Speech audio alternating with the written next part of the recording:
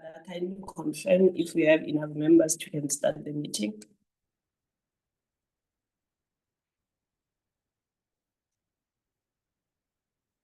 Good morning, Chairperson. Good morning, honorable members and colleagues. Yes, Chairperson, we have enough members. So far, we have 6 members, Chairperson.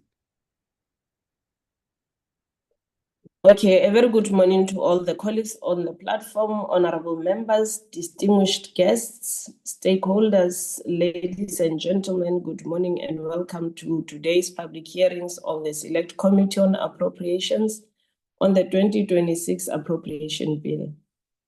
I must uprightly indicate that the committee appreciates the participation of all the stakeholders who have taken their time to prepare submissions and to contribute to this important legislative process. As public participation is a constitutional imperative, it remains essential in ensuring that Parliament's deliberations are informed by the views and experiences of all citizens or South Africans. Colleagues, while the bill is processed in terms of Section 77 of the Constitution, the committee's interest extends beyond the national allocations as the National Council of Provinces. Our focus is on how appropriated funds, particularly transfers to subnational, equitable share allocations and conditional grants, translate into improved service delivery outcomes in provinces and in municipalities. The submission before us raises important issues relating to municipal financial sustainability, the infrastructure delivery, the poverty and equality conditional grants performance, human rights-based budgeting, and accountability for public expenditure. The committee is particularly interested in understanding whether these proposals are affordable, implementable, and capable of improving outcomes for citizens. We therefore look forward to a constructive and evidence-based engagement that will assist members of this committee in its deliberation for the 2026 Appropriation Bill, and that will strengthen oversight over public expenditure across all the three spheres of government. I therefore thank you and welcome you into our meeting.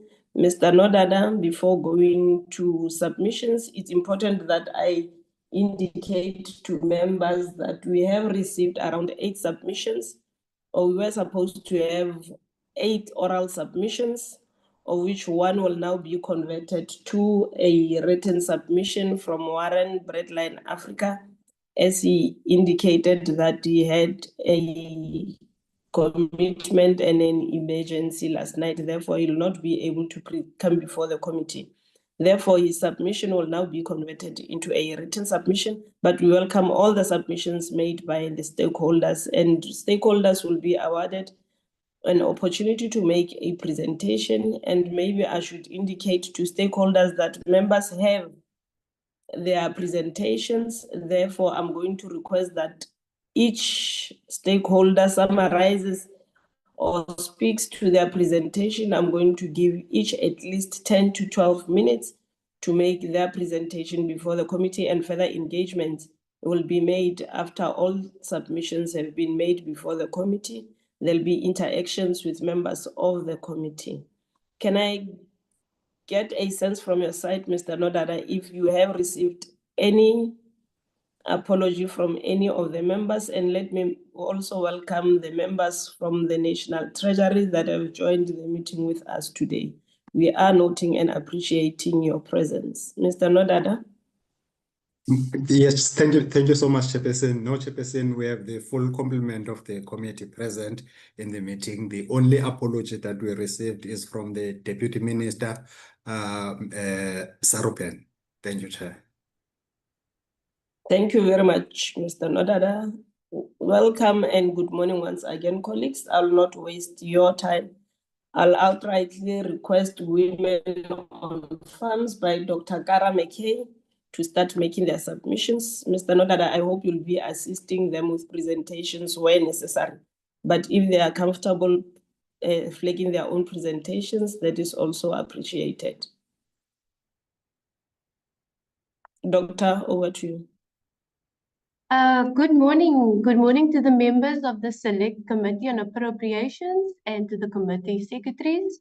Nicolene and myself, we trust that you are all well. We are here today because, as we all know, petrol in this country has reached the point where it's 27 Rand 19 cents a litre. And that means the last time we were together, it was 23 Rand 25 cents. So it's increased by almost 4 Rand in just 1 month. And it would be okay if this was a once-off, but it's not looking like that is the case because of the tension between the US and Iran and because of the closing of the Strait of Hormuz. So we are expecting transport costs to rise, food prices to rise, as well as agricultural inputs. We are envisioning a cost of living crisis, but also an employment and opportunity crisis because farm workers and seasonal farm workers, women in particular, are the most vulnerable because they have to get a contract from season to season and never guaranteed of work. So it's also noted that the inflation rate is at 4%, which is above the revenue bank's target and is the highest since August 2024. We thank Treasury for withholding the fuel levy. It has made a massive difference thus far. But as we also know, that fuel levy is being returned, with the first installment being in June and the next installment being in July. So if we are saying that the petrol price will increase and therefore the cost of living will increase, and if there's no real proactive engagement and intervention from government, we can expect a very hard punch with farm workers taking that punch as well. So the question here I want to pose to the committee and to Treasury is, how are the millions of South Africans that are currently living in poverty, surviving on social grants, going to make ends meet inside of this global crisis? And we anticipate, unfortunately, that without any active intervention from Treasury, it's the strategies that are devoid of hope that will be implemented. In other words, we can expect dropouts, crime to rise, gangsterism to rise, drug abuse to rise, and sadly also prostitution to rise. And this is what we want to avoid. So besides the fuel cut levies, Treasury, what is Treasury doing to intervene in this situation? And what is Treasury doing to have temporary intervention measures that will protect the very vulnerable in society? So central to our request is that we would like for the committee to, and for the space to acknowledge that it's not business as usual, that this is a very different year and this appropriation bill must be used in a very different manner. So we implore upon the select committee to take these factors into consideration and to use the appropriation bill to ready the country for these global shocks which are coming. We are insisting that Treasury come up with a comprehensive plan with many scenarios and many options and allow for public participation into that frame. We still repeat our recommendation that the child support grant must be increased to food poverty level because that is the minimum that Stats SA has put in for nutritional nutrients for the month. We also want to say that land is very important and these issues, the land redistribution policy has to be supported.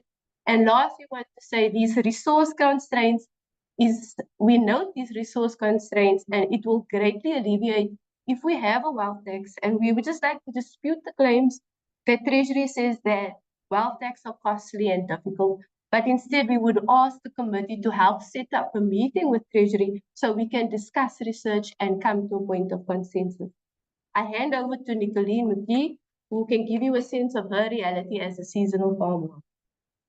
Good morning, everyone. Since May, everything is more expensive than before. So our seasonal workers are really struggling. The taxi to town price is going up. School transport, we pay more. Even the bread prices rise. For me, I'm a bit lucky because me and my mom had a garden, a veggie garden, so that helped us a lot. But what about those who don't have the land for garden to put down their own vegetables for household use? And I know a lot of people, especially women, who goes to the money lenders, and that cycle is so, every month is the same story. You go this month to lend 500 Rand, next month you have to pay 750 back. So we're going to learn again and again and again. It's never stop. So the increase for the children grant for 855 a month, please consider it. Thank you. Thank you very much. That is Women on Farms project. Over. Thank you very much to both of you, and thanks for adhering to the time. You saved a lot of minutes. I think you have set the tone for the upcoming presenters. Let me now give to Comrade Matthew from COSATU to give us his presentation.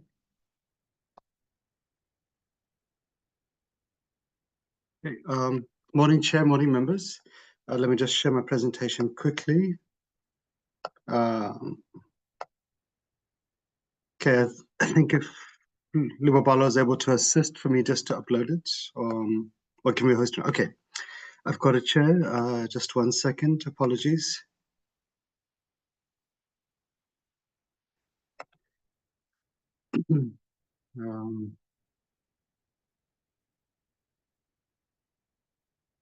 Hopefully you can see it okay, Chair. Yeah, okay. Good morning, Chair, and thanks to members for giving us space just to share our views on the appropriation bill.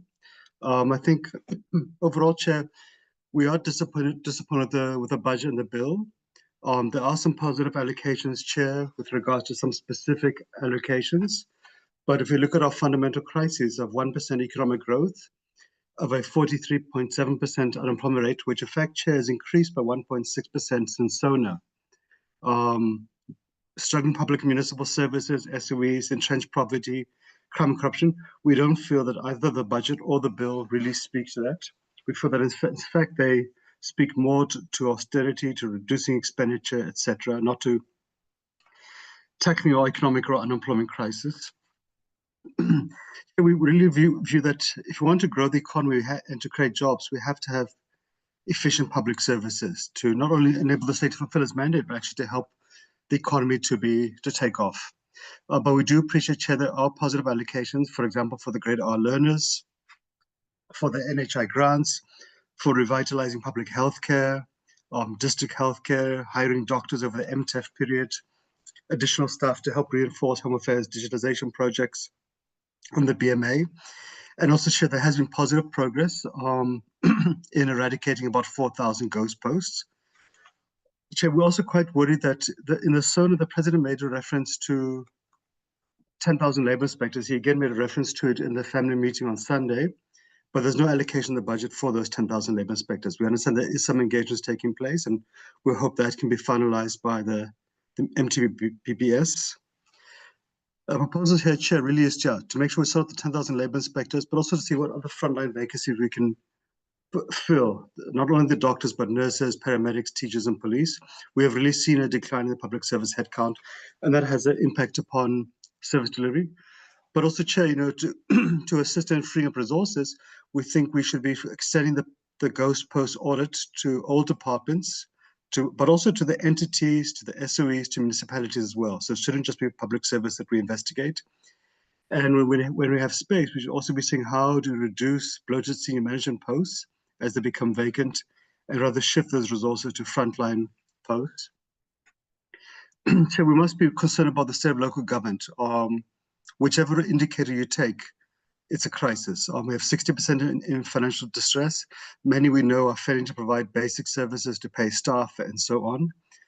There is positive allocation, Chair, to COGTA around improving the capacity of our metros to deliver basic services to make sure they're billed correctly. We do welcome proposals to amend the MFMA to capacitate government to intervene timeously, and there's positive allocations around connecting 320,000 houses to the electricity grid, rolling out 250,000 smart meters from the department, but also there's even greater plans at Eskom itself. But we do feel, Chair, that these are not enough, given the extent of the crisis in many municipalities, to really deal with it, to deal with rising illicit debt levels, with the issue of corruption, etc. So again, Chair, we want to really urge further interventions from COGTA, from Parliament side, to deal with the state of local government, including moving towards a new municipal funding model as per the white paper, but also to see, Chair, how do we further enlist Eskom, Sandra, the Department of Water Sanitation to intervene and to further capacitate municipalities to ensure the delivery of basic services. So we do want to say that, despite many challenges, I think in one front we are seeing real progress is around the SOEs. Eskom, Transit, Metro Rail, SCA, etc., the big ones. But we're not out of the woods by any stretch of the imagination. Eskom has successfully defeated load shedding, but we now need to have a plan to reduce the tariffs, the price of electricity, because it's becoming unaffordable for the economy, for industrial sectors, for households. Given our state of our low economic growth, we need to do more to boost the capacity of transit and metro rail. And we do acknowledge progress on both fronts. We do want to appreciate the allocation of over R1 trillion for infrastructure for the next 3 years, especially to roads, energy, ports, water, and so forth, even airports. But again, we have to make sure, Chair, that these monies are also spent, because we've seen, for example, in the first quarter of this year, that in fact in the construction sector, we've actually shed about 100,000 jobs. And that points to a difficulty of capacity to spend properly. We are still concerned, Chair, about the state of Denel, the SABC, the Post Office, and the Post Bank, and of course also the Road Accident Fund as well. We think there needs to be much more greater attention in that front. But at least in the Post Office, we have seen positive news this past week about establishing a new board, and we hope that will be a turning point for a new plan to be put in place. But again, Chair, I think for our side, it's really to give additional support. And it's not a question of bailouts, but at times it's a question of providing competent management, dealing with corruption, dealing with cable theft, law enforcement support, etc., for our SOEs. But I think, Chair, we do want to appreciate on the big ones of Eskom, Metro Rail, Transit, there has been market progress, but we need to do more. In SONA, Chair, there was a significant commitment around tackling crime and corruption. But when you look at the appropriation bill, we don't see meaningful, even inflation-linked increased allocations for law enforcement, for SAPS, for NPA, for the Hawks Judiciary. Most allocations are around 2% at best inflation, but we're not seeing additional allocations to really ensure they have sufficient boots on the ground, prosecutors, etc. We have seen the Minister for Justice speaking about hiring new judges. We hope we'll see allocations to that. There were some additional allocations, Chair, which we want to appreciate for the Border Management Authority, for the National Defence Force, but these are not really the level we need to rebuild these institutions and to ensure that the state is able to enforce the rule of law. And so if the President has spoken about in Sunday's meeting, dealing with the crisis of migration and lawlessness, then we really need to be giving our law enforcement institutions the support they require. On the economic stimulus front, we find an absence of a stimulus package for SMEs, for industrial sectors. In fact, Chair, we will see the amount of money we allocate for small business development is about 3 billion rand. You compare that to about 4 billion rand we allocate for bodyguards for politicians. We see an actual cut for DTIC. And Chair, at the same time, we're going through a lot of economic turmoils. We have had to manage the tariff chaos with the United States, with uncertainty around AGOA. We've had to manage high electricity prices. We've had to manage for the last 3 months the doubling of the fuel price, spread of foot and mouth disease, but we're not providing any stimulus package really to help cushion the economy, help to kickstart it. So, Chair, I think for us that really speaks to missed opportunities. Our proposals here, Chair, is that we should be extending the fuel levy to give relief to workers in the economy. We should not be phasing it out until fuel prices resort to pre-war levels. We should have much greater oversight on the infrastructure program rollout. But again, Chair, we've got to give much more support to law enforcement on the issue of crime, corruption, etc. We do appreciate, Chair, that the state will never have enough money. And so we think there needs to be much greater engagement with the PIC, with the DBSA, the IDC about how can they help to take over some of the state's investments in economic infrastructure. We should be having engagements at NEDLAC with business and labor around a stimulus package for SMEs, for industrialization, for exports, etc. We would hope that the Department of Labor, the UIF, would finally fix a temporary employment relief scheme, which many companies don't bother to apply for because it takes them about 14 months to get the money once they've applied. And that makes no sense for them. And of course, to fix the mining rights application system, Chair, because if we want to grow the mining sector, grow the economy, then the mining rights system has to be working. We were quite disappointed that in the 6 years we've had the SOD grant, only in 1 year, in 2024, did we ever adjust it for inflation. So in other words, we've condemned these 8 million recipients to seeing the value of that SOD grant, however small it is, being eroded over time. But we can remind Chair that members of Parliament received their increase this year. We think that it really is a moral crisis if we can't even provide inflationary protection for SOD grant recipients. And similarly, Chair, since NSFAS has been introduced, the family threshold has never once been adjusted for inflation. So the scope of these very progressive poverty relief mechanisms is shrinking every year by inflation, and government and Parliament in effect are silent on this issue. Chair, and some of the President spoke about expanding the presidential program, but we've seen, Chair, in the past year, it's been cut by half in essence. The money that actually has been allocated there has actually come from the UF largely, and the fiscus has largely walked away. And we have a crisis expanding these programs to help reduce unemployment. We should also be having discussions about how to combine the jobs program to see how can we improve efficiency, reduce wastage, increase the output, etc. And Chair, I think also on the cost of living front, for Treasury to begin negotiations on the next phase of the two-part pension reforms to see how we can further cushion society. Proposal chairs for Parliament to adjust the SOD grant for inflation this year, and for a plan to recover lost value over the MTEF to raise it to the food poverty line, and similarly for the NSFAS as well. And also to engage the PIC, the CETAs, the NSF to see how can they assist a public employment program, a similar discussion on a stimulus package at NEDLAC, and to engage on the two-part pension reform. So let's get into the end.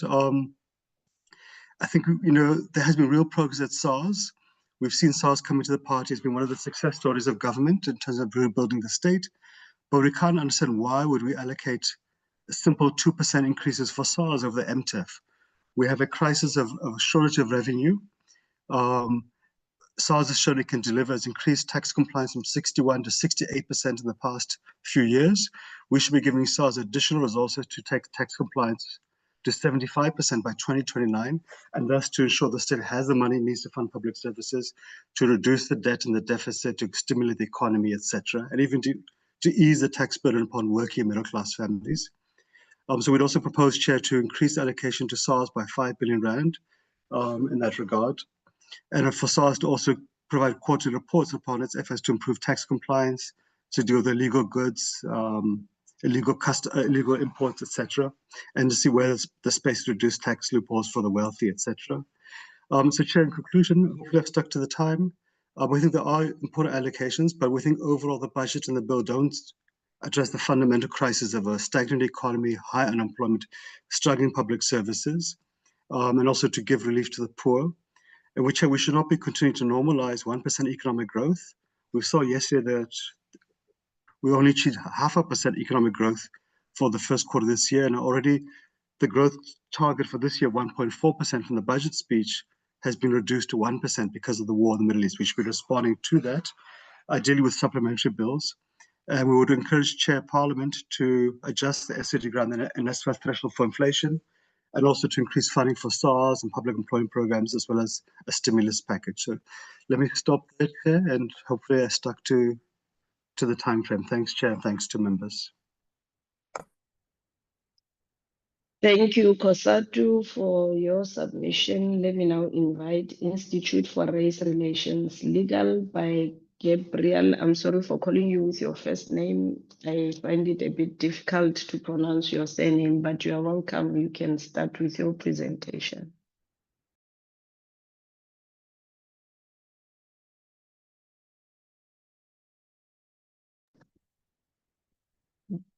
Gabriel?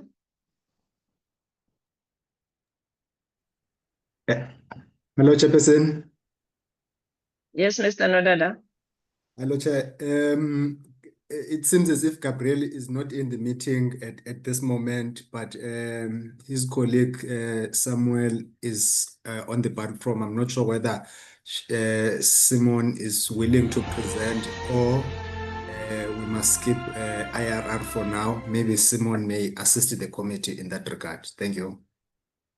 Simon, are you in a position to can make the presentation, or should we postpone you for later today? maybe after everybody have presented. Apologies, I am here. Can you give me 2 minutes and I will just get my speaker ready because I have a pre-recorded presentation from Gabriel. No, it's okay. Let me invite Health Living Alliance. While you prepare yourself, you'll come after Okay. them. Thank you. Mr. Simpio Masilo and Eunice Mota, are you ready to can present before the committee? You're welcome to do that if you are ready. We are ready. Thank you so much, Chair. Let me share my screen if possible.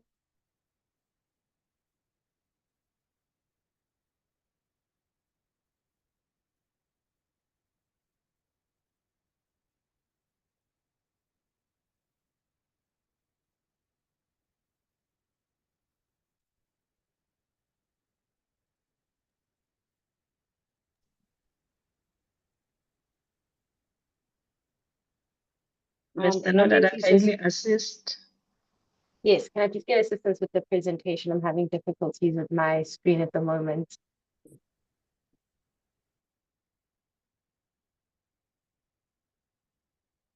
Okay, Chairperson, just a moment. Thanks, I'll assist.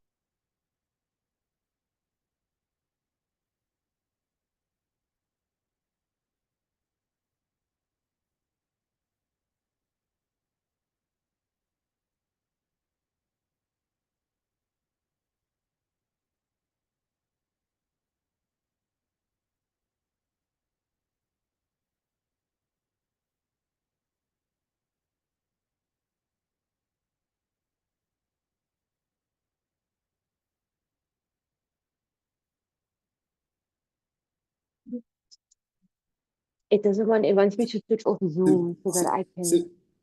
Simpio, are you in a position to proceed, or you were saying? I was asking for assistance with sharing the presentation because I'm not able to do so on my screen without exiting Zoom first. She Okay, requires so that you flag the, she wants you to do it for her. She'll indicate Please. whether she's on the second or third slide. You'll see how Yes. you communicate, but she wants the presentation be flagged from your side, Mr. Nodada. Okay, is it not visible now, Chair? It is visible, but I think you must put Okay. it on the slide Slide show. mode. Oh, okay. Yeah.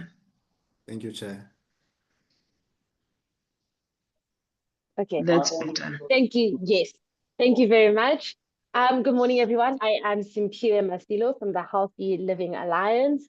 And we're here to present the need for strengthening the healthy promotion levy to the select committee. Can you please go to the next slide? Next slide, please. While we wait for the next slide.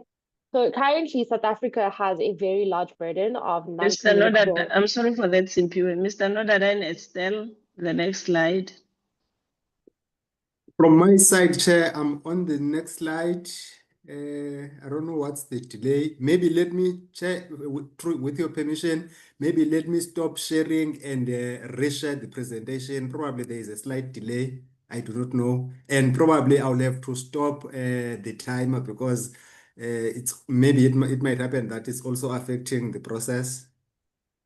No problem. Do whatever you can so that members can follow through the presentation. We are sorry for that, Simpio. No problem. I'll just wait.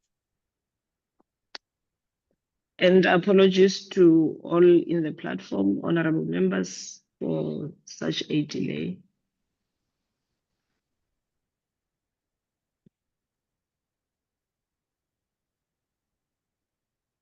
Okay. Can we go back one slide, please? There you go. Perfect. Thank you so much. So as we know, South Africa is burdened with non-communicable diseases.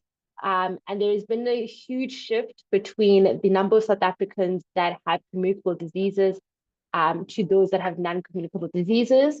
Cardiovascular deaths, so those are deaths related to heart disease, have increased from 17.8% to 18.4% between 2015 and 2017. Infectious diseases have declined, so those are your communicable diseases, from 19.5% to 17.6%. And in 2021, 37% of deaths were due to non-communicable diseases. 23% of the population is at risk of premature death due to these NCDs. And a lot of these NCDs are due to dietary shifts. So a lot of South Africans who beforehand were eating traditional diets that were very healthy for them are now eating a lot of ultra-processed foods, which is very unhealthy, high in sugar, salt, and unhealthy fats.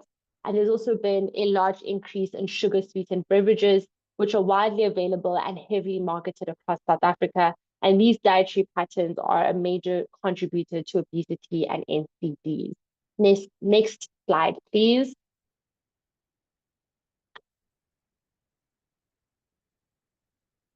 The scale of the crisis is a lot larger than what a lot of us might seem to think. 4 million South Africans live with diabetes. Over half of adults are overweight. 1 in 3 women, 1 in 5 men, and 1 in 8 children are either overweight or obese. And diabetes cases could reach 8.75 million people by 2040. Economically, this is a very large burden on South Africa, which, as we've already seen and know, is already in a very dire economic situation. Non-communicable diseases cost South Africa 0.7% of the GDP.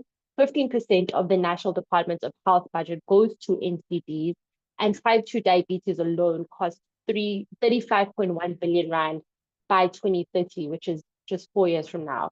And NCDs reduce productivity and increase absenteeism in the workspace. Next slide, please. The impact of the health promotion levy. This was introduced in 2018 with the aim of reducing the sugar consumption. So it's a tax that was placed on sugary sweetened beverages. And this, by evidence, showed that there was a 31.4% reduction in sugar intake, 32.5% reduction in energy intake, and 37.1% reduction in sugar sweetened beverage consumption. The impact that this had on children was shown in a 4-year study from children between ages of 5 to 9 years, which showed that they had a decrease in sugar sweetened beverage consumption from 4.1 to 3.1 times per week. And health taxes influence a healthier consumption patterns early in life, as parents are less inclined to buy sugary sweetened beverages for their children who are very young and are more likely to gain obesity and become overweight in the adult life. Next slide, please. The revenue that's generated by the health promotion levy. So the health promotion levy has generated approximately 13 billion rand to date. Between 2018 and 2021 alone, 7.9 billion rand was collected, and the revenue can be used to support health and social programs.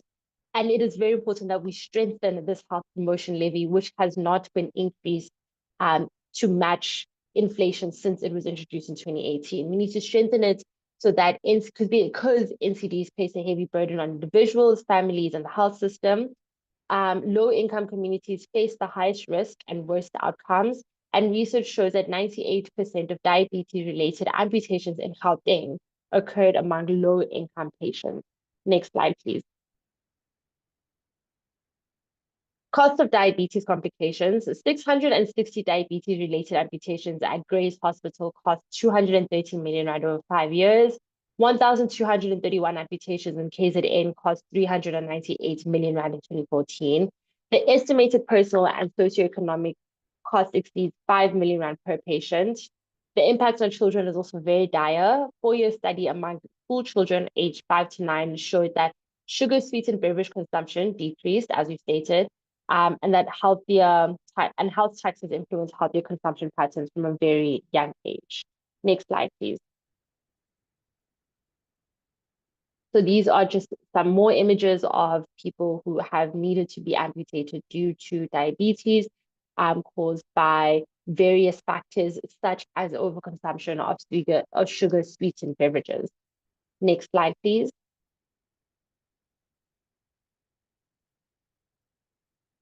Food insecurity and the double burden. Over 50% of South Africans experience food insecurity. 26% of children are stunted. South Africa faces both undernutrition and obesity simultaneously.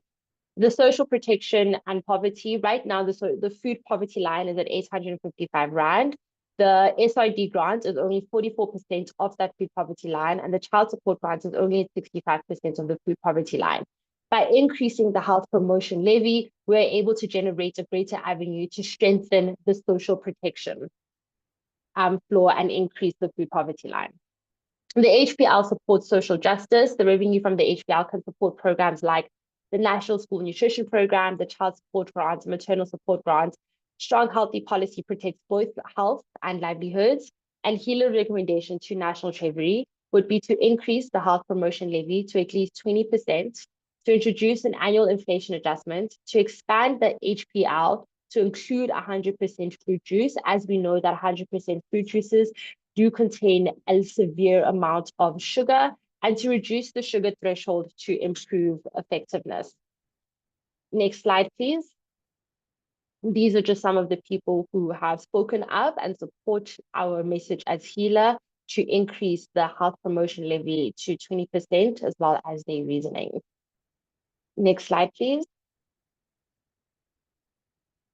In conclusion, the health promotion levy is a proven public health instrument. Strengthening it will save lives, reduce healthcare costs, and support social protection. A stronger health promotion levy means healthier communities and a stronger South Africa.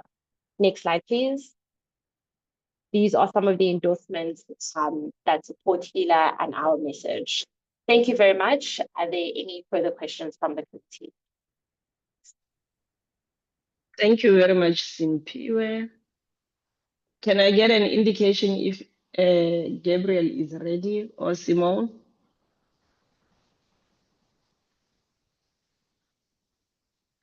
We'll come back to you later, Simpiwe, for the questions from members. For now, let's give other stakeholders a chance to make their presentation. IRR? No, they are not on the platform, Chairperson. Thank you. Okay, let's now give this opportunity to Ms. Lisa Bova on behalf of Budget Justice Coalition. Thank you, Chair. Excuse me, I am here. Let me just start my presentation. Okay, good morning, Chair, honourable members, others on the platform National Treasury. My name is Lisa Bova, and I'll be taking you through the BJC submission. Just want to set my timer. I won't go through this. I think many of you know who we are. We're a coalition of organisations. All right. And just to say, you know, the BJC has been making submissions to this committee for some time, and I believe that many of our concerns remain. So the first being that the fiscal framework is not responsive to the social and economic crises unfolding in the country. We have explained how we don't believe the transfers are sufficient to fund health, education, social protection, housing, and municipal services.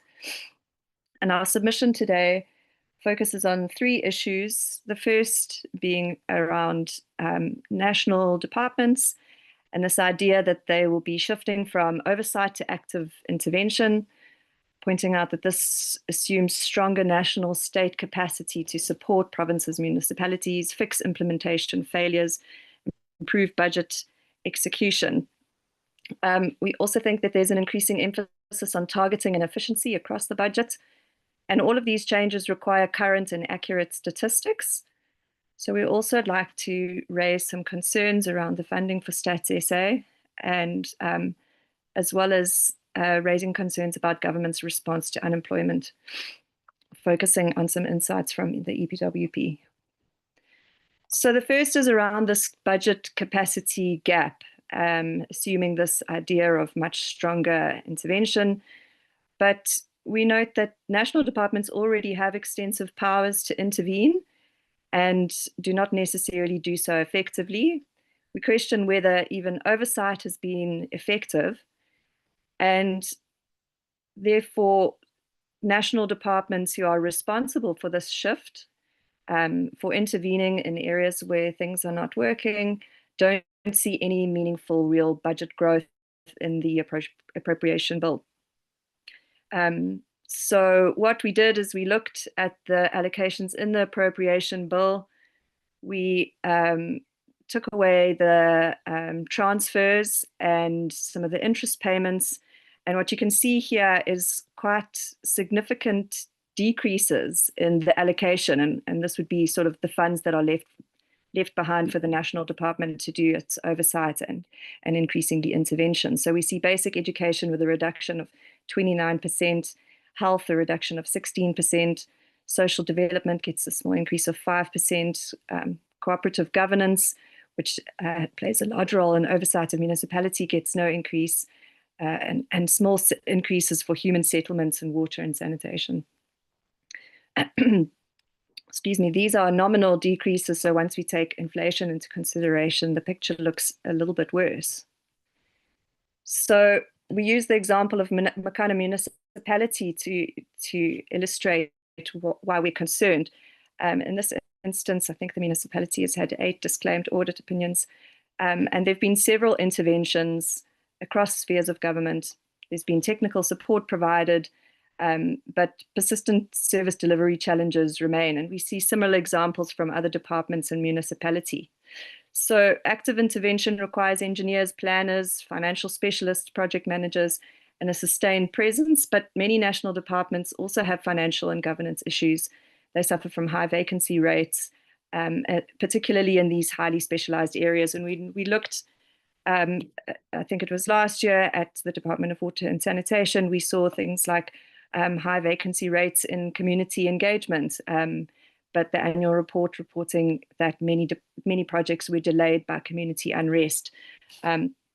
Also high vacancy rates amongst engineers and scientists, which would be required for meaningful interventions as well.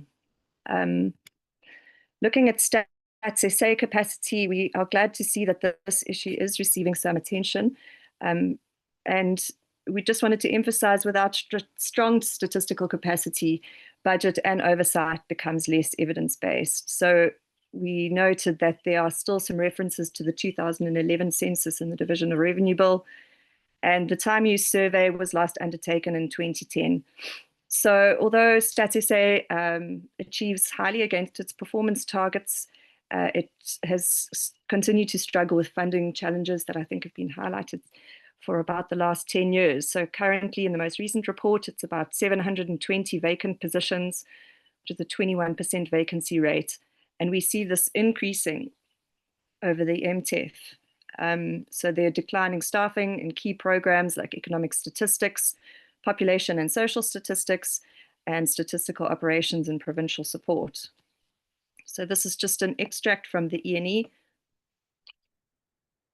And what you can see there is that this was already a concern in 2024, but we see declining numbers in almost all programs. And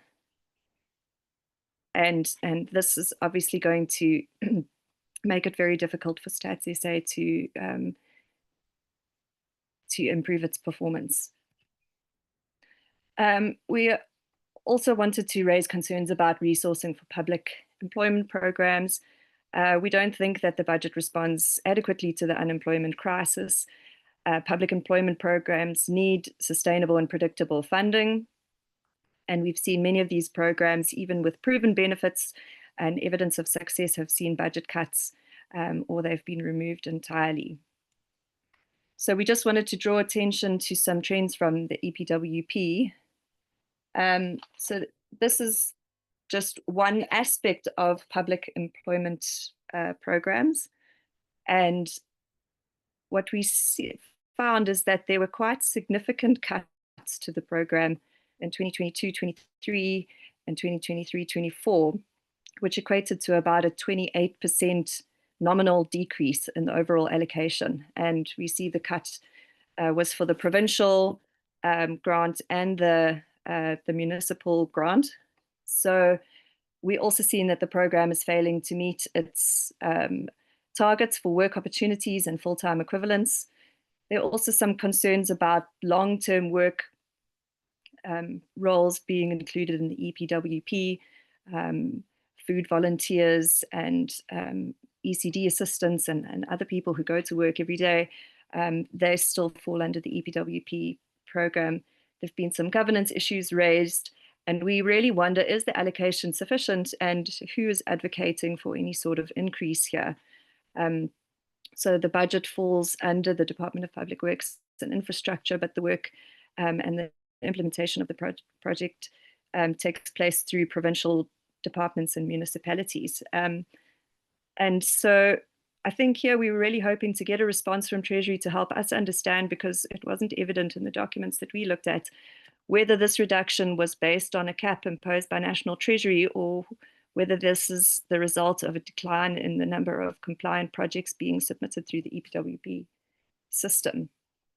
But it remains a concern for us that where there must be a very high demand for these kinds of opportunities, we are not seeing any sort of scaling. And I'm sure the same applies for many of the other programs within the public employment process. Excuse me. So just I'll quickly go through our recommendations. We really believe that this committee could assist with assessing whether national departments responsible for oversight are adequately resourced, requiring departments to demonstrate how the retained budgets will enable them to conduct their oversight activities, as well as active intervention where required, and to provide some further scrutiny to critical vacancies that remain year after year, even when we see often some shifts taking place in the MTPPS for unspent funds on compensation.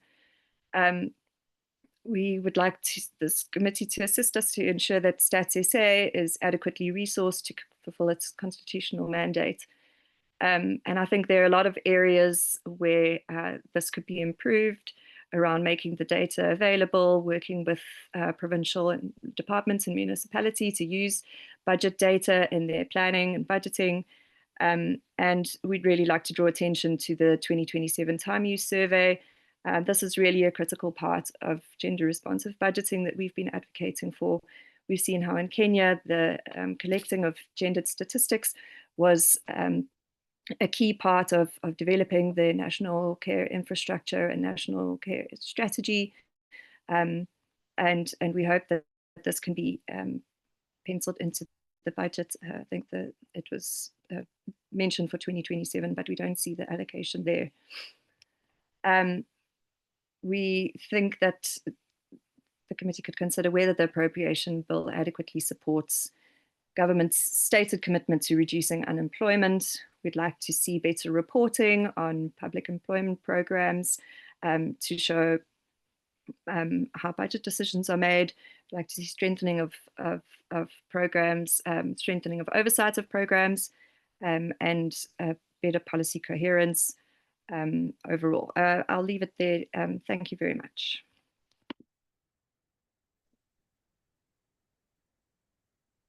Thank you very much, Lisa. Any indication of IRR, Mr. Nonada? Simone is back, Chair. Simone, are you ready? I am ready, yes. Yes, you may. Apologies, I've You are had some invited. connection issues. No problem. I'm just going to play the recorded message from Gabriel. Thank you very much for this opportunity to present. Greetings to the chair and all the members of the committee and fellow presenters. We're talking about a very important thing here today. We're talking about how the government appropriates money that's been collected from taxpayers and in other ways for the purpose of public spending. This really is the apex of the budgetary process, of the democratic representative process of managing national wealth. RR Legal's primary practical mission, as you know from our previous submissions, is to vindicate the Constitution, specifically its growth framework, to boost employment in a country facing the world's worst peacetime unemployment rate for an open democracy. Pursuant to this mission, we must urgently raise a compounding legal failure in the current draft appropriation bill. The bill continues to rely on a foundational legal error that obscures the appropriation of funds for BEE public procurement preference premiums, which are provided for by the PPPFA. So we know that these are legal. We know they're capped at 25%.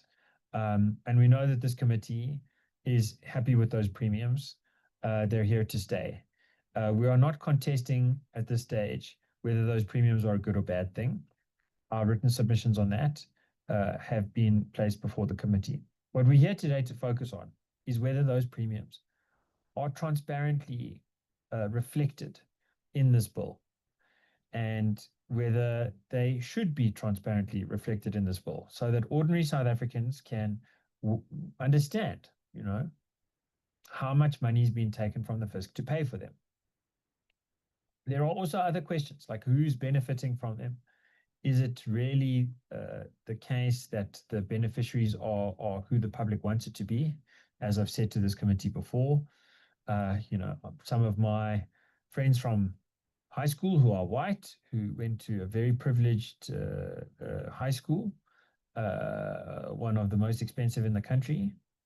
I was a scholarship boy, but they had some of them very rich parents, tens of millions, hundreds of millions of rands, and they have benefited from BEE. So, there are questions about, is it going to the right people? But setting aside those questions, focusing narrowly, what is the business of this committee today? Because the business of this committee today is not to reflect with maximum depth on all of the issues that could possibly come before it. This committee has a limited scope insofar as it can face this bill and see, is it correct? Should it be passed? Or are there some adjustments that can be made at this stage that will bring it into line with the Constitution? That's the focus we're trying to bring today. And in that regard, we want to just focus on the foundational legal error in this bill, which is the misclassification of subsidies as goods and services. So the 2026 bill relies on the 2009 guidelines for implementing the economic reporting format to define key budgetary categories, including goods and services and subsidies. The guidelines explicitly define subsidies as being unrequited payments and payments for goods and services as requited payments. So it all comes down to this difference. What's requited, what's unrequited. The guidelines explain that when a payment is requited, the government gets something directly back in return of similar value. So again, this is not a question about whether it's a good idea or a bad idea. Subsidies can be a very good idea. If the government subsidizes healthcare for a patient, or subsidizes buses, or subsidizes education, it's a great thing to subsidize education. The government does a lot of subsidizing of higher education and of various forms of education. Subsidies are good, often. And what it means is, the government is paying, then that child or that adult is getting a better education or a better healthcare service. The government's not getting something back. The people are getting something. The public in general is in a better place if a subsidy is well spent. So subsidies are a fine thing, and BE premiums being subsidies, that's a fine thing. There's no, that's not a slight on BE premiums. It's not saying it's a bad thing. It's saying if there's two companies and the one company is able to charge up to 25% extra under the PPPFA to provide the same goods and services, then another company, that extra 25%, not the whole contract, only the difference between it and whatever company won on price points, but lost the tender bid because of the preference points. That difference, which is on the record for every single contract where a premium is awarded, that difference is the subsidy. So in our written submissions, we've defined what the base price is in strict legal terms. We've defined what the preference premium is in strict legal terms. I've just re-explained it to you. I'm sure you all already know it. In our written submissions, we've also shown from SARS data a number of contracts where preference premiums are paid out, sometimes 1.5 million rand, sometimes 3.7 million rand, sometimes 228,000 rand. There's a range of contracts where there's a range of premiums being paid there. So that shows those premiums are unrequited payments. They're subsidies. The government's not getting something back directly in return for that extra.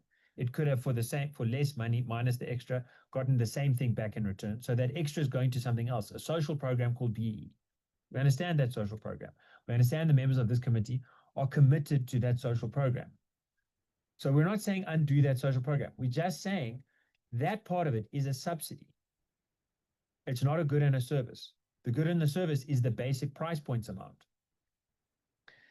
So the scale of the hidden subsidies, if you look at the Zondo report, we get into what the Zondo report has to say about the lack of transparency and the confusion in the system and how that is helping corrupt actors take advantage of a situation where something is supposed to be doing good, then corrupt people see, oh, these things aren't being properly reported.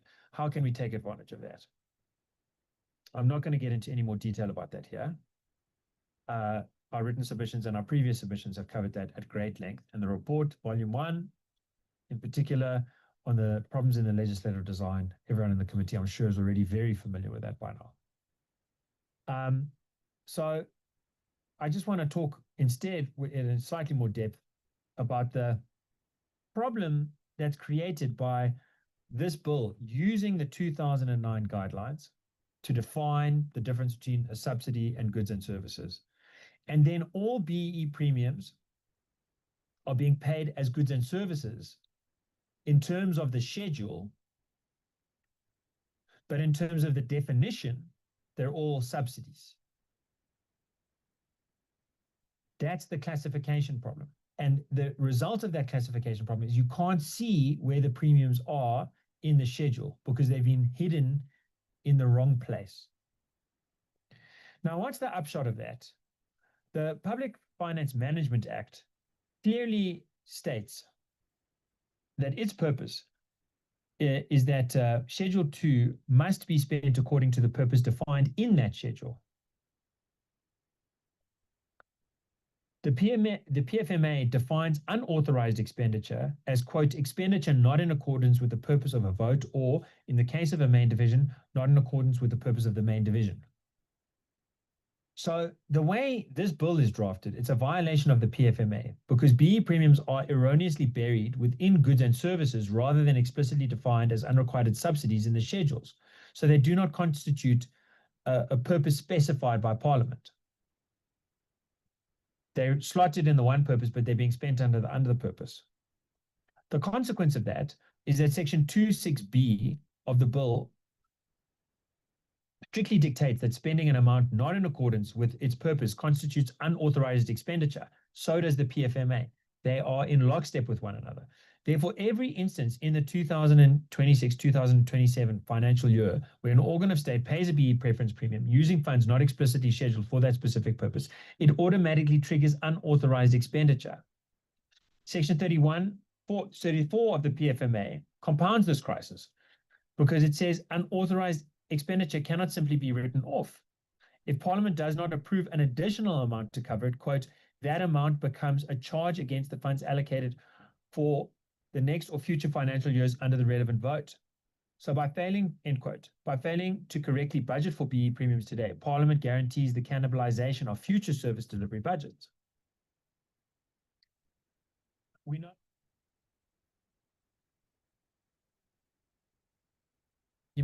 Section 3 and the triple PFA.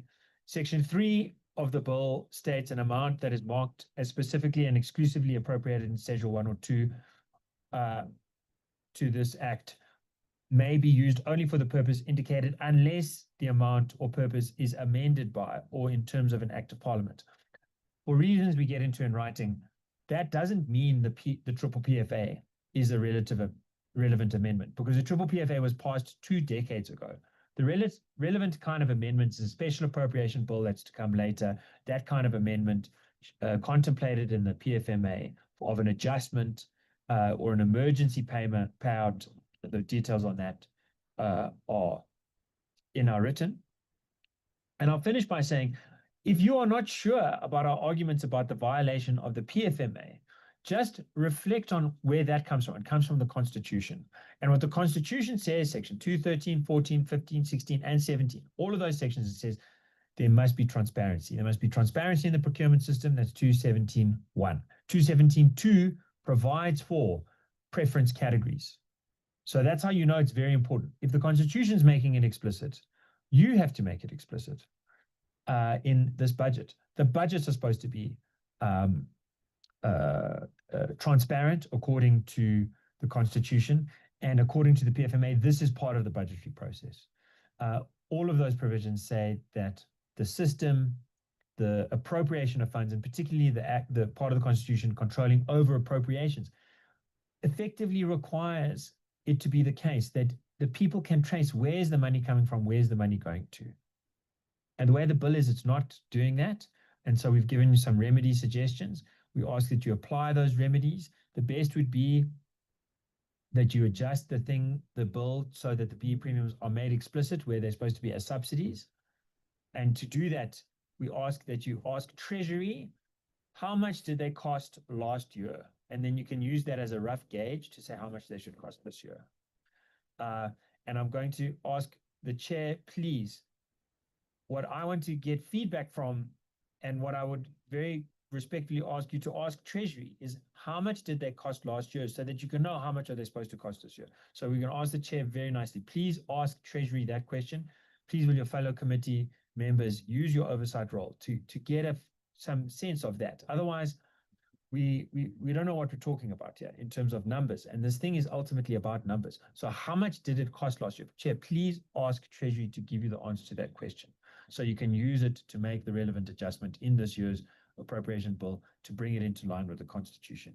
And absent that, there's going to be all this unfunded expenditure. That's not right. So rather, there should be a note, Treasury note saying, for this year, because there was this mess up in the appropriation bill, all government departments are encouraged to ask for exemptions under Section 3 of the Triple PFA, so that there will be no BE premiums paid. And then the members of this committee who want there to be BE premiums paid can go about in a special adjustment, finding out how much they cost, and then putting that into the adjustment around the MT, around the medium term. So yeah, let me just finish with this.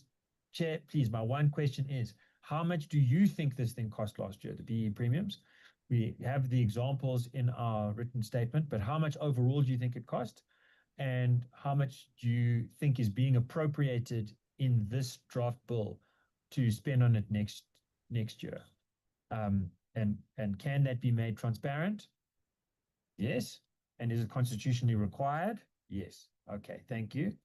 Thank you very much for your time. Is that it, Simone? Yes, that's all of it. Thank you very much.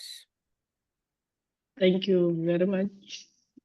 I think the submission you've just been made will form part of the responses from National Treasury next week when we meet. I see there's a colleague from National Treasury, Spencer, is in the meeting. So hopefully they are noting all the submissions and looking at all the recommendations. They will be before the committee next week to respond to all the submissions. Let me now invite colleagues, Prof. Dumisani Jankis, who's here on behalf of the Pan-African Institute for Fiscal and Policy Studies. He used to be one of the internal stakeholders representing the PBO. Today he's coming as an external stakeholder for the committee. Prof. Jankis, welcome to the committee. You may start your presentation. Good morning, Chairperson, members, and colleagues on the platform. Thank you so much for the opportunity. Could I please ask that my video not flag? There seems to be a network issues here, so I'll flag it at the end of the presentation. Thank you so much. I think yes, thank you. I think the presentation today is really tailored specifically, Chair, to unique mandate of this committee. So the presentation is focused today is really to look at the intergovernmental transmission mechanisms, where we look at how the national budget transfers pass through the different spheres and really identify where the structural execution chain fractures in the system, and encouraging the committee to look at that as well. So our presentation online really focus a lot. We'll start by contrasting the budget that was presented baseline in February against the realities that we see in today. We'll of course unpack some of the preferential performance findings, which plays out a lot as a conditional grants deflators in our analysis there, and finally present some of what we say is sort of our analytical private child framework, which really explicitly led to us recommending how the House could improve the bill as it is now. So that's really the presentation as it is. Next slide, please. I think I'm trying to run through. I wasn't sure what time I'm allocated, but I'll just try to run through as much as I can. This is a shortened version of the presentation, the one that I sent yesterday, due to time constraint as well. I think I just want to emphasize the importance of this committee in this House, really, in empowered by legislation to reshape the public finance, in particular to drive spatial equity. And I think for me, this is the space where the committee has a very important role to play in regard to that process. The core of the objective of this presentation is to equip you with really a more predictable oversight framework that prioritizes developmental budget outcomes over the mere backward-looking fiscal or financial probity in particular. So that's really a sense of what I want you to take from this, and really hope this gets to that. Next slide. I think, Chair, members, colleagues, my view is really for us to start with really to confront the real fundamental structural problems that we've seen. Interesting, yesterday we did see the main message being that the appropriation was presented as a recovery baseline. And I think it's clear from where we are now that baseline is long gone and we're in a different space altogether. And I think this slide tries to emphasize that emphasis when the House Committee considered this bill as it is. Yes, we got a positive news yesterday with the data showing the economic data that quarter-on-quarter growth. Sorry, I'm struggling here. Growth we've seen positive for Q1. But I think despite the positive news, Chair, members, we want to draw the committee's attention to red flags that came up with the data yesterday. It's very worrying, particularly when you look at the gross fiscal formation data, which actually decreased by 1.1% over the time. And it proves our intergovernmental infrastructure grants are failing to a great extent to convert into fiscal assets that we want to do, or the pace that we want as a country. A constrained national baseline cannot survive when we are shrinking our capital investments while simultaneously missing our growth targets, as we've seen in the audit to see later on in our argument that this committee, if it approves these transfers without providing some conditionalities in a way, we are funding consumption. We are not really dealing with the development. So that's very crucial in a sense to take that message on. The next slide. And I think this really brings, the slides bring a message of really looking at the data from Q1, which you've seen. So really, for me, I see this as a data shock, of course, because we see the employment climbing. This collapse has forced over 4,000 households onto the municipal indigent registers. As you see, also impact the consumption of that our economy needs so much, and place immense financial strain in provincial social relief as well in that regard. So that's the context at which debate engaged should happen. When the government points out to cooling off inflation at 1% as a victory, we must recognize actually that is not a victory. It's really an issue of demand paradox that we see. Yesterday's data proves this point exactly.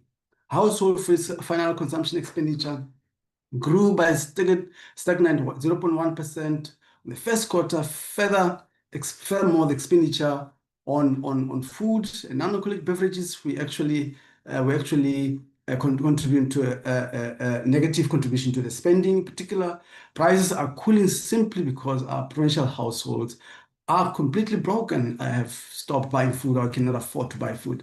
This severe domestic demand destruction and requires, in my view, a very structural intervention by Parliament. And this is, in my view, the area where it could be used as well, this bill in particular. Next slide. I think our analysis to the bill starts by looking back to say, let's audit what has been the macroeconomic performance over the year, which is comparing what was committed last year and where we are. In that regard, for me, it gives us an instance where we are able to go in a going term. So this table does exactly that, and I call it credibility deflate because it tells us what we're likely to achieve or what is likely to come to come, because it contrasts what we had committed last year and the outcomes. And we do see that every single of these macroeconomic targets were missed, deteriorated, and or escalated, as we've seen. Why? Because of systematic, in part, core versus peripheral collapse. When looking at national budget allocations are getting stuck in provincial infrastructural rollover trap, choking off peripheral growth within those areas. And I think we'll also see there's a lot that, in my view, this plays a role. The issue of the grants are not being utilized or able to do what they're supposed to look at employment programs, grants, and also the issue of the provincial equity share is completely failing to really, in part, to specialize, to be a special equalizer in that instead of narrowing the spatial divide, we are concerned that it's being absorbed by provincial destination bloat, and collapsing municipal councils, causing really a very structured, stagnant the Gini coefficients in particular. So that, for me, this is very important when we look at the bill, look at what happened and how is this like to improve on that. The next slide, specifically on the province, on the provincial sphere, just to highlight the oversight alert for the House to say this is core to this House, to note that the national development mandates are dissolving within the intergovernmental delivery chain itself because of the money that is allocated are often diverted, particularly the capital not reaching what it's supposed to do, and stagnant at the administration at provincial level. And this, we see some of the examples I'm giving there in the slides. Or you look at the facility and tertiary grants, where you see some of these provinces consistently, via the amount from where it's supposed to be used. One of the bigger issues, paying for liabilities which are not budgeted for, which again we're not able to see multiply effects on that. And some of the issues. Another example relates to the road maintenance grant, which is striking as one of the lowest capital multipliers in the entire fiscal. Provinces underspending this grant or hiring substandard contractors, causing secondary road networks to fail and isolating the rural agrarian economy in particular. Another issue which very clear come now within our analysis is really around the issue of siloed spatial allocation as well. It's important that that's been addressed. And also the issue of the social safety net, driven by years of severe fiscal austerity, provincial departments are actively slashing the funding of the NPOs. You've seen that, and early child support there, largely to ensure that some of the bloat remains intact in particular. And for me, that's a very concern because we're not able to get the multiplier effects in particular. So this, again, plays a lot as a credibility deflector for what we're likely to receive within these outcomes as well. The next two slides is getting to the meat quite quickly, really sharing with the committee that we try to move beyond the standard fiscal financial audit processes, but really focusing a lot on analytical model that really stress test the fiscal envelope governance, looking at how are these different government departments are doing in terms of aligning their budgets with the development perspective, look at the macro fiscal impacts, how does that spending or look at broadly, and look at historically, how has the budget been the long-term development trajectory been realized, and also importantly focus on allocation efficiency in particular. So this, in our view, analysis model what enables the committee to analyze exactly how effectively a department extracts public value from the allocated fund. Next slide. It does use similar analysis. We looked at these four fundamental pillars which drives analysis itself. Allocation efficiency, I've mentioned that. Is the public money, yes, this one is fine. Is the public money more actually reaching front lines or localized projects, or is it really been swallowed within the head office bloats of salaries? Also looking at implementation capacity. One of the biggest issues which I think we need to look into is the capability or capacity that of operational machinery within the departments, and you do see that some lack that capacity. So putting more money into that also doesn't necessarily guarantee the outcome. Strategic alignment also tests how are aligned with the core mandate of functions without working silo, and look at the whether we're getting more returns from the money that we have.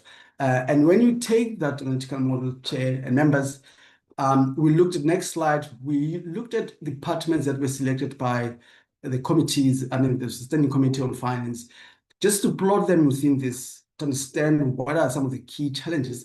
And when you approve the bill, understand some of the core fundamental message. You do see there's four. Those are your four pillars there, and how much each contributes towards the whole overall score. And you see we scored all these. There's three tiers there. There's top and middle and or moderate, and the fiscal, the critical crisis there. And you do see in many of them, even on top, the efficiency is a big issue. Find that many entities are struggling with efficiency in spending or efficiency allocation, and also the issue of capacity, some of the entities in the top tier. But the more concerning part is around the middle to the critical criterion, where you see more, I mean, the total score would be out of 10. So the overall score would be out of 10. So you compare that against 10. So once you go below 5, which is, of course, below 50%, it is a crisis in a sense. And you see when you look at the efficiency column, many of the entities are struggling with efficiency, in particular ensuring that the money goes where it's supposed to be, or it goes within time. And you see many of them are scoring from the top tier to the bottom. They're all scoring on average 5 or below, or even 3 off. And of course, and you go to the middle to the type C, with Kota and defense, also struggling with getting multiplier effects, mainly because of the spending is not going where it's supposed to go, or the infrastructure is not being spent as it's planned to be. And also the issue of capacity as well, where you find some of the entities lack capacity to actually ensure that the funds allocated are actually implemented where it's supposed to be. Is that the end of the time? Yes, I'm giving you 1 minute to go right, to your thanks. conclusion and recommendations. Yes, but the sense here is to say, look, when you allocate this fund, try to understand really that some of these are really sinkholes. You're not going to get value out of it. I'll move into the next and go to the slide, the next slide. Yes, the next slide. I think this slide, which I'm just going to rush quickly with my notes, is just to emphasize that it's important to recognize the years of severe fiscal austerity and intense base reduction have undoubtedly battered state capacity across all spheres of government. But I think important, we want to emphasize in this position, must call out an alarming oversight trends where departments are systematically deploying these legitimated funding cuts as an umbrella shielding mask and unrelated operation competencies there. So that's very important to note that. We have recommendations. I think I'll skip to, the next 2 slides just to show how departments respond to the issues or how they respond to the budget vis-a-vis what we found. And I'm very happy that our analysis actually contrasts with them as important for oversight. We have 4 recommendations. The last slide, I don't know who's pushing, Lubabalo. Yes, there are 4 recommendations. One talks about enforcing Section 1000 tripwires, where there has to be some mechanism where we don't wait for the end of the year to note there's a problem with spending, particularly on infrastructure. There has to be a mechanism that the buffer zone is created to that month funds being used elsewhere. Secondary, imposing sort of caps on the core to administration spending ratios. There's a lot of that at the provincial level. Maybe yes, it is inherent to find more employees at the provincial level, but there has to be a clear sense of the more should we want to front line rather than at the administrative level. And the third talks about the importance of mandating cross-sector spatial hubs, where we understand how they have affected other education and all of those other things, and all other functions as well in government. And largely, the issue of environments on capital gains needs to be addressed as part of the recommendations. Chair, thank you so much for the opportunity, and thank you for members of this committee. Thank you. Thank you, Prof. Jankis. Colleagues, this brings us to the end of presentations by stakeholders. I'm now going to give members of the committee an opportunity to interact with your presentations. And then you'll be given some few minutes to respond to the submissions made by members, but National Treasury will only be responding to yourselves next week on Wednesday and to some of the submissions or clarity-seeking questions by members. Honorable members, can I see an indication from yourselves who would want to engage the presentations? By show of hand.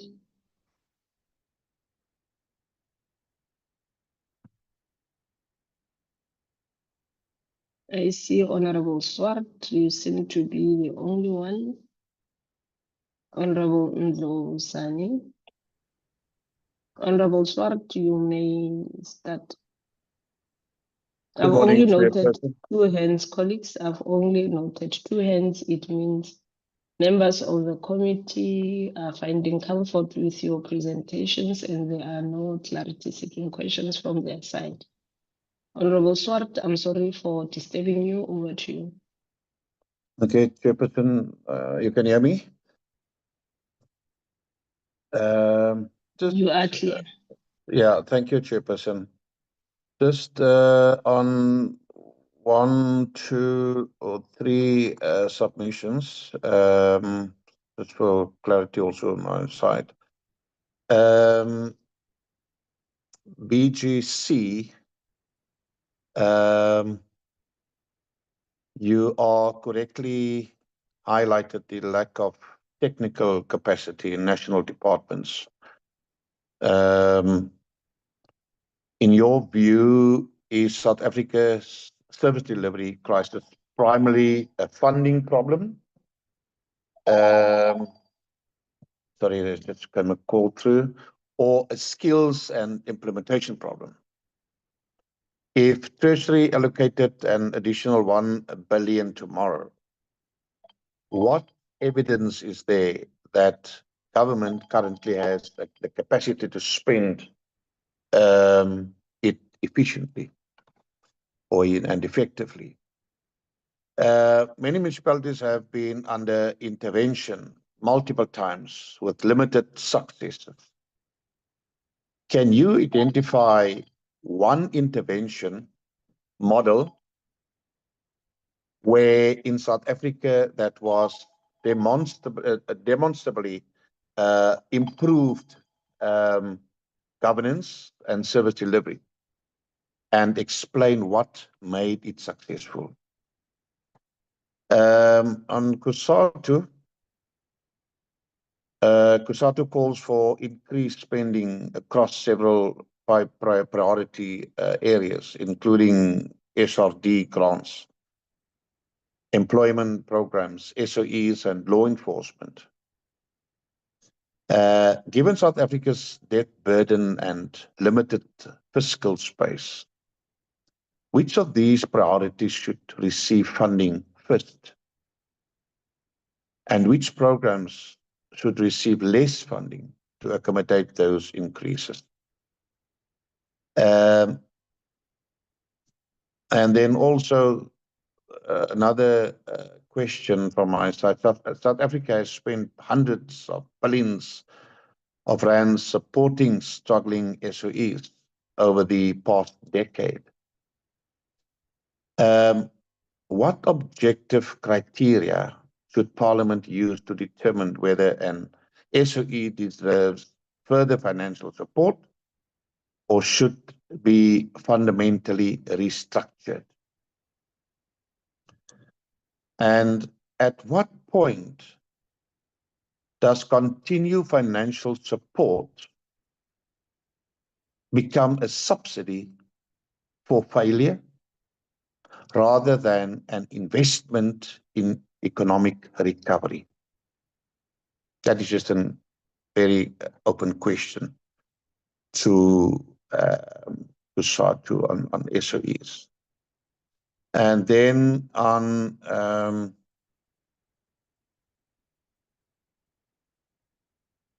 that's the last question on any stakeholder, Chairperson. Stakeholders consistently call for additional allocations, but South Africa has a spending effectiveness crisis rather than simply a spending shortage. what percentage of our current budget do you believe is being wasted through corruption, inefficiency, project delays, and underspending? And what is your evidence? That is just one or two of my inputs and questions for clarity, Chairperson. Thank you. Thank you, Honorable Swart. Honorable Law. Good morning, Chairperson and colleagues on the platform and the stakeholders also present, Chair.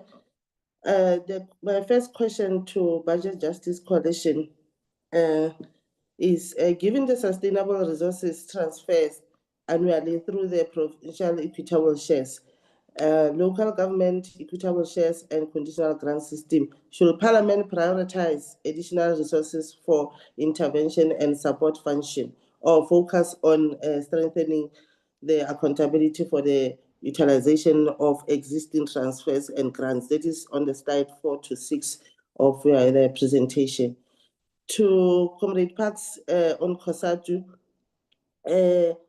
what is the COSATU notes substantial infrastructure allocation over the MTEF for energy, water, and roads and transport infrastructure, which is on your slides 3 to 4.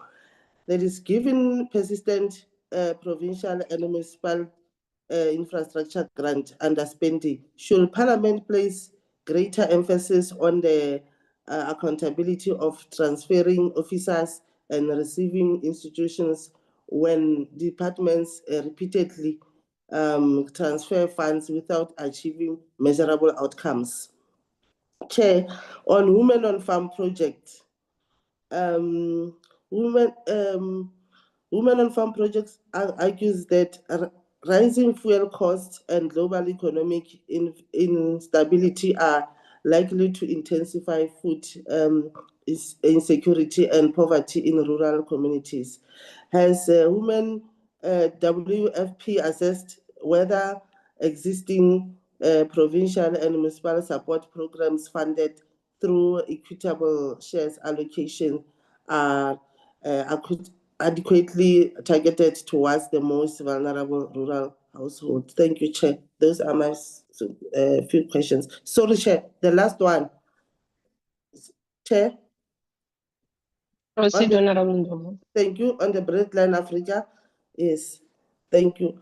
Given also on the persistent provincial underperformed in ECD infrastructure delivery, under what circumstance should Parliament support the conversion of direct grants into indirect grants? And what safeguard will be necessary to ensure accountability? Thanks very much, Chair. Thanks. Thank you very much, Honorable Law. But remember, colleagues, Breadline Africa has made their submission. Yes, you might be having their presentation, but they are not on the platform to can respond to your questions. Their submissions have then been taken as a written submission, so they will not be responding to any question coming from your side. Honorable Ryder. Morning, Chair. Thank you very much. Good morning, colleagues, ladies and gentlemen. And once again, as always, thank you for the effort and time that has gone into the various submissions to Parliament. I am going to jump around a little bit because I think a lot of the presentations actually talk to each other. Many of the presentations come from a very narrow focus area, and I understand why that happens. So I therefore want to just appreciate COSATU, who always gives us a nice overview and picks out things across various different aspects of the budget. Having said that, I was quite amused that COSATU made the point that we need to hire more competent people in senior management level, when in fact, when we try and do that, very often the unions are the ones that cry foul and actually act as one of the impediments to that. But that's just a little ironic note. Chair, I'm going to focus on a number of issues, and I think it's difficult that our sent a recorded message. I think we lost some of the some of the content in the detail. But, you know, changing the procurement legislation is, of course, something that the IRR has been on for a little while. We're not going to do that through an appropriation bill, and I think that Mr. Cross did, in fact, highlight the fact that our powers are fairly limited in this space at the moment. But the big issue I want to pull out of the IRR submission is the opacity of the transfers. The fact that very often transfers comprise a large amount of the budgets that are appropriated from a national basis. And I think that probably the best example of that is in the human settlement side, where there's huge transfers that happen, and then we almost lose sight of the ability to have oversight over these things, as those transfers are then adopted by provinces and then transferred further in certain instances. So I think it's something that's really important for Treasury to help us deal with, is the large amount. And I think we have the same thing in the tertiary education space, where transfers result in massive opacity, and we're not able to actually follow the money. The next one that I want to jump into is Budget Justice Coalition. I don't want to sound patronizing, but I really am so impressed with the way that the BJC have incrementally improved their presentations and the tone of their presentations to this committee. I think that there's two big themes I want to pull out of their presentation. And the first is the substantial move for national government departments to try to take on spending where provinces and municipalities have not been able to implement properly. And it is an issue. We're dealing with a symptom, and I realize that's the main tool that national department has and Treasury has, is to try and get better control over spending. But it is becoming more and more of an issue. I do note from the budget documents that were presented in February, it is something the grants that are being used is indeed a big focus area of Treasury, and there is a comment there that they would like to consistently move away from indirect grants as far as possible, because of the fact that these things need to be spent on a local level. But I do understand the fact that many departments find their hands tied when they are giving money or allocating money, which is either then misspent or not spent to the maximum benefit. And again, I think that opaque nature of some of these transfers is also a concern to the national department, because of course it impacts their audit outcomes at the end of the day as well, and the impact of their department on the lived realities of South Africans.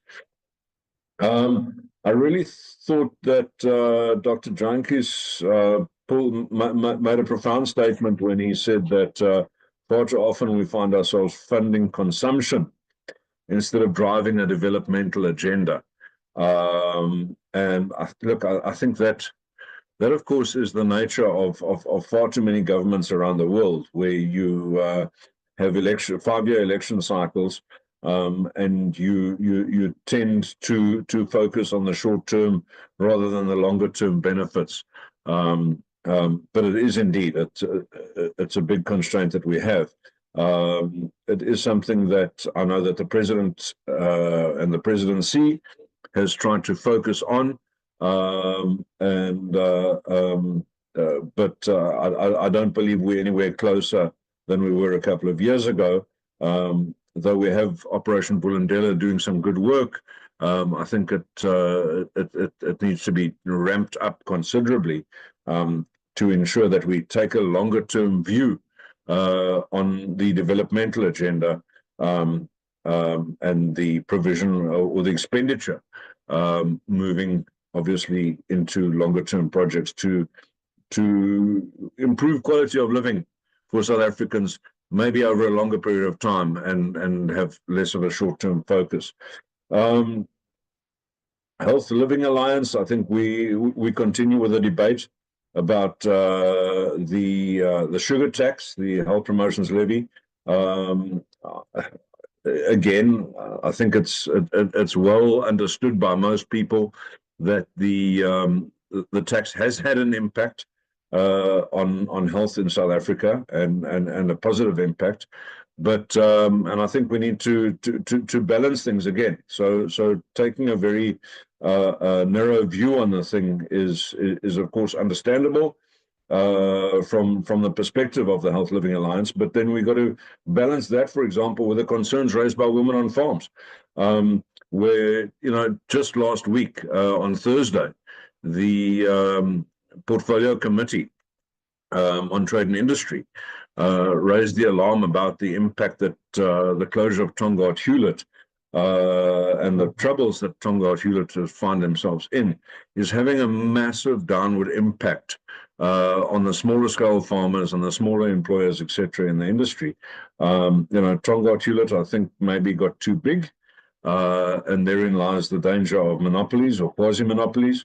But the impact has really been massive, and I think that probably adding additional tax burdens on the industry at this stage will be the final nail in the coffin for so many livelihoods. And this is the problem that we as a committee have to balance, is to find that kind of happy medium where we ensure that we're balancing the health needs of people with the needs for people to put food on the table and to live and eat. So to kill an entire industry is going to of course have massive impacts. And it's one thing to tax sugar more, but people are not even able to afford the basic nutrients to get through the day. I think not eating is a bigger health risk to me than obesity at this stage. But again, I mean, one can't trump the other, and we need to find balance. I think that the timing of an increase in the sugar tax levy is not correct now. It is something that obviously remains available for future once we find ourselves in a better position, perhaps with an economy that's in a more stable state. And of course, we don't have this massive unemployment situation that we're living in. Chairperson, then going back to the BJC, I think Stats SA remains a massive concern for me as well. The fact that the funding or that the employee numbers have dropped. I do know that Treasury did give funding, and I've raised this in a previous meeting as well. Treasury did allocate additional funding, which was apparently not used correctly by Stats SA. It wasn't used to bolster their capacity. It was used for other things. And it is something that I do believe we seriously need to have oversight over.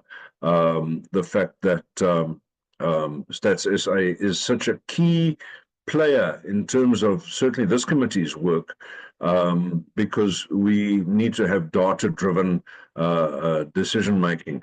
We need to be able to have the tools to allocate funding properly.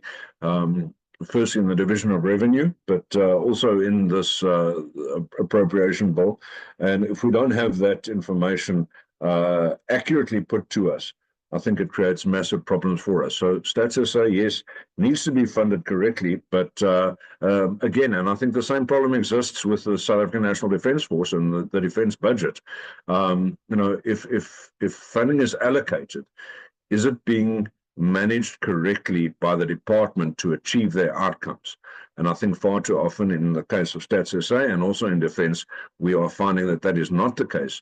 And that spending is not actually meeting the demands of South Africans, but spending seems to be focused on achieving other things, which have a much shorter term impact, or a non-permanent impact, or an impact only on those that are employed by the relevant departments. Chairperson, I'm going to leave it there. Thank you very much to the presenters once again. Good inputs. Thank you, Honorable Ryder. Honorable Ngumalo. Thank you very much, Chair, and my greetings to your good self and other members of the committee, and also to those who were presenting. I want to acknowledge all of them. It's a very good presentation. I want to start with the COSATU as number one. Chair, COSATU raises concern regarding municipality financial distress, which is a challenge, infrastructure delivery, economic growth, public employment program, and other social protection. The submission note that many municipalities continue to struggle to provide basic services and also to substantiate intergovernmental transfer and social and support program, which is true. My question to COSATU, the submission welcome allocation intended to improve municipal billing system, and it is a challenge indeed, and service delivery capacity. Are municipal financial challenges primarily attributable to the shortcoming in the local government equitable share formula, weaknesses in revenue collection, governance failure, or the inability of municipality to convert national transfer into sustainable service delivery outcome? That's number one. Number two, which talks to the issue of COSATU note substantial infrastructure allocation over the MTEF for energy, water, and road transport infrastructure. Given persistable provincial and municipality infrastructure grant underspending, should Parliament place greater emphasis on the accountability of transferring officers and receiving institutes over when department repeatedly transfer fund without achieving measurable outcome? These are my question.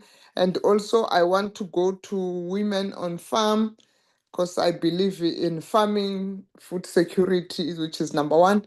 The women on farm highlighted the impact of rising fuel prices, food inflation, and also the cost of living crisis in rural household, particularly women farm workers. The submission chairperson proposed increase on a child support grant to the food poverty line, and also strengthening the support of vulnerable communities. Chairperson, my question is, the submission proposed the increasing of a child support grant to the food poverty line of 855 per month, and what will be the estimated fiscal implication of the proposal over the medium-term expenditure framework, and what trade-off might Parliament need to consider within their broader transfer budget? That is number one. Number two, the women on farm note that many grant recipients continue to experience inadequate access to basic services despite receiving income grants or income support. Chairperson, to what extent should future provincial equitable share and local government equitable share allocation incorporate indicators relating to food security, rural poverty, and vulnerability? Chairperson, I think I am covered with the issue of state SA to say that it must be always be given enough budget so that they can cover a lot of things that need an updated data time and again. Thank you very much, Chair. Thank you, Honorable Ngumalo. I think that's it from the honorable members of the committee. I am going to request that the responses come in the same sequence we used for presentations. We'll start with women on farms. If you have any question to answer to or clarity to make, this is your opportunity, and this is the opportunity for you to make your parting shots or your closing remarks. Dr. McKay? Yes, Thank you. Thank you so much. Thank you so much for the comments. Regarding the comment around the equitable share and tracking those indicators inside of the funding agreement, we support that, and we think these are very good indicators because how do communities specifically benefit? I know that the equitable share formula is weighted in the interest of socioeconomics, but to strengthen that mechanism would be, in our opinion, advisable. But also, the question broadly speaks to how rural communities benefit from the budget. And so with Women on Farms project, we take a bottom-up approach because that's in our power. So we equip ourselves and we equip women to go to the municipalities, go to the clinics, go to the labor centers and build relationships with those officials and insist upon their rights. And in that way, we strive to improve the efficiency of funding by women's voices being stronger and them forcing government or insisting on government to provide better services. So for example, last year we worked with the Department of Employment and Labor. We met with Minister Smith, and through that conversation, after that conversation we had, they released the funding around the inspectorates and the internship around the inspectorates. So it was a bottom-up approach to funding. I just want to hand over to Nicolene, who personally works with municipalities and uses the same approach in terms of advocacy and activism. Yes, good morning again. We meet with municipalities according to the people who put in workies. Because there's no water, electricity for most of the people. So we go to municipalities, we speak with them, we have meetings with them. We go into steps, we have meetings with detectives according to cases. Especially now with a case from 2024 that we on the 6/19 we're going again there to steps how to speak with the detective there, and we go to the local clinics in our areas, speak about the fact that people must stand outside of clinics. It's cold, it's winter time, and we get most of the time we get it right. They listen to our demands, and yeah, so we do a lot of work, and we go into trade department, how to speak about the children's safety, and they give us two officers to assist our children to go to school in the morning safely and get home safely every day. Thank you. Yeah, so to conclude, we feel like we have the bottom-up approach working, but any support we can get from the committee in understanding how to improve from the top down to province down to the local, we would greatly appreciate that. And then just in terms of the child support grant, in the special appropriations bill, we put in the first time we put in this submission, and we worked it out with 13 million grant recipients. It would cost an additional 42 billion rand per year, which we noted is a lot of money given the tight austerity, given the tightness of the budget. And that's again where we want to come in, is that can we think about ways to get additional funding? So yes, there is definitely the notion of the corruption and poorly spent money that needs to be stopped, because there's a lot of money that leaks out of the system that can go to food. But also again, we say that is also the potential of a wealth tax, because the wealth tax, the estimates on a moderate wealth tax can produce 135 billion a year. So we were saying in that submission, we could use the wealth tax and there'll still be change. So we understand that all of these things are complicated, but that's why we keep mentioning the fact, can we not explore with Treasury the possibility of a wealth tax to cover some of these very important socio-developmental objectives that we need to meet as a country? Thank you. Thank you very much, Khosatu.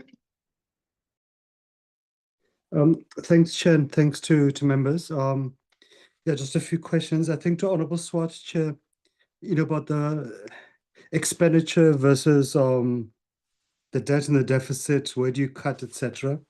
I think for us, a couple principal points. One is that, austerity hasn't worked. I think even Treasury, even the minister acknowledges that, and that you do need to have quality public services to grow the economy. So if we don't invest, for example, in home affairs or the police, then those departments won't be able to provide the services that society, that the economy depend upon. So I think we want to take a longer term approach. We have to invest in the capacity of the state to deliver the goods that the economy needs to grow. Yes, we must prioritize, and that's why we think we should be investing in things to help spur economic growth, investing in electricity, in freight rail and ports. But also, Chair, appreciating the growth does take time, and hence the call for expanding investments over the short to medium term around public employment programs to help deal with the crisis of youth unemployment, etc. And Chair, we must obviously deal with the issues of corruption, of ghost posts, wasteful expenditure. But also, we think we need to be giving more support to the South African Revenue Service, which has done very well to improve tax compliance. And that's really how we're going to ensure the state has the money it needs to deliver the public services the economy requires, to give relief to the poor, the unemployed, but also, Chair, to be able to get us back to a space where we were under the Mandela and the Mbeki administrations, where actually we could reduce the tax burden upon working middle class families. And Chair, we think if we get this formula right, you will then see the economy growing and thus more jobs being created, more tax revenue being generated, etc. But I think for us, simply cutting left, right, and center doesn't achieve anything. In fact, it worsens a crisis. Chair, on the issue of the SOEs, I think we must give some credit that there has been some positive turnarounds on many of the SOEs. Eskom, Transnet, Metro Rail, South African Airways were all in ICU a couple of years ago. They're not out of the woods, but we can see real substantial progress. But we do need to give them continuous support. And I think the state has found a model to rebuild in the state. It's about appointing competent management, getting rid of corrupt and criminal elements. It's about filling key vacancies, recruiting the right skills, and also investing in the infrastructure of the institution. And with the SOEs, also repositioning them because there are structural shifts taking place in the different sectors. We think that model now needs to be applied to the post office, to Denel, the SABC, and at least the post office. The minister announced a competent board last week. We hope that is a sign we're turning the corner. Chair, so we're not saying, Chair, to Honorable Swart that just endless bailouts. No, it must be linked to a credible turnaround plan and competent management. Chair, to Honorable Ndlovu, I think, Chair, there is a positive allocation of R1 trillion plus for infrastructure for the next 3 years. And that really can help to unlock the economy. A lot of that is given to SOEs, which we think do have capacity to spend, Eskom, Transnet, etc., Sunrail. But we have seen on local government side continuous problems under expenditure. We've seen problems around construction mafia in some instances. And we do think, Chair, there's a need for greater oversight by the NCOP, especially on local government. And you will often see the fiscal dumping in the last quarter of the year. And I think even the GDP reports yesterday give a hint of that. And there is a need for COGTA and for Treasury to be much more aggressive around holding some of these delinquent municipalities to account. Chair, I think, Chair, just quickly to Honorable Ryder. No, I think, Chair, our call is for competent management. And we've seen the value. If you look at the turnaround of the South African Revenue Service, of Eskom, it's shown that in Transnet, if you get the right management in place, you will see the results. If you get the wrong management, well, again, we'll see a disaster. And I think, Chair, overall management, I think in the state, I think we've often had discussions with Parliament where we've seen the fat growing. It's around senior management level. We don't need so many senior managers. And I think when those posts become vacant, we should free up those resources to frontline posts like teachers, nurses, police, doctors, paramedics, etc. I think, Chair, there is some useful work taking place in SARS and Home Affairs about how do they manage budget cuts and how to actually invest in additional stuff and how do they ensure positive turnaround delivery. And I think we're seeing the real results of it and the benefits of investing in the state. Chair, there is a need for a discussion about some of the duplication of the state. We have a lot of entities which often duplicate each other's work. We should be seeing how to reintegrate them into the state, etc. Also, just to the point Honorable Ryder made around Tongat, I think in this select committee and also the Standing Committee of Finance, since the fifth Parliament, there was a lot of discussions around the Auditing Profession Amendment Act. We think there's a need to further tighten that to require the mandatory rotation of auditing firms and auditors, because trying to deal with some of the lessons learned from Tongaat. But we do hope, Chair, that DTIC's efforts to find a new owner for Tongaat will bear fruit. Simply, it's just too big to fail for KZN, etc. And we would agree we should be supporting the Sugar Master Plan, and specifically how to deal with the issue of illegal imports coming in from Brazil and elsewhere, which threaten local producers, local mills, etc., etc.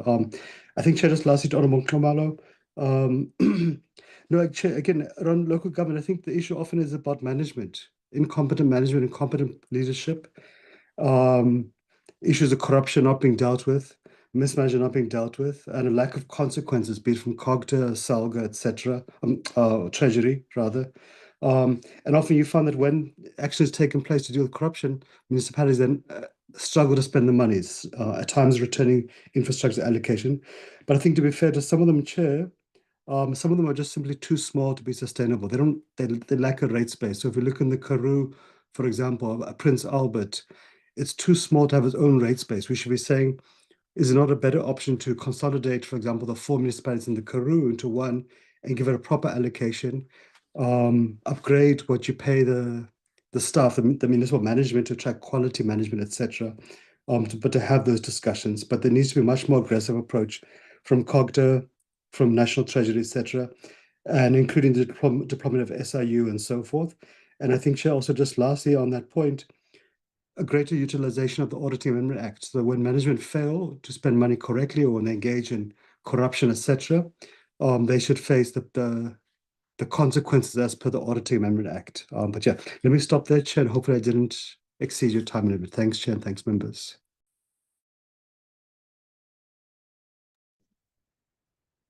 Thank you, Matthew. Institute for Race Relations Legal.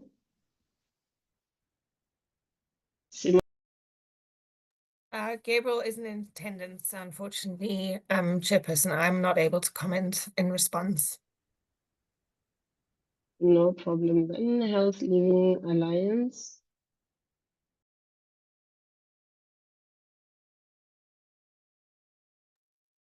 Hello, Chairperson. Simphiwe. Yes, Chair, it's Lubabaro here, Chairperson. Yes, Mr. Nodada. Yes, Chair. Sorry, Chair, for disrupting your meeting. Simpiwe sent a message into the chat indicating that she was logging off, so she's not in the meeting as we speak. Thank you, Chair. So Eunice is also not in the meeting. Both of them are not in the meeting.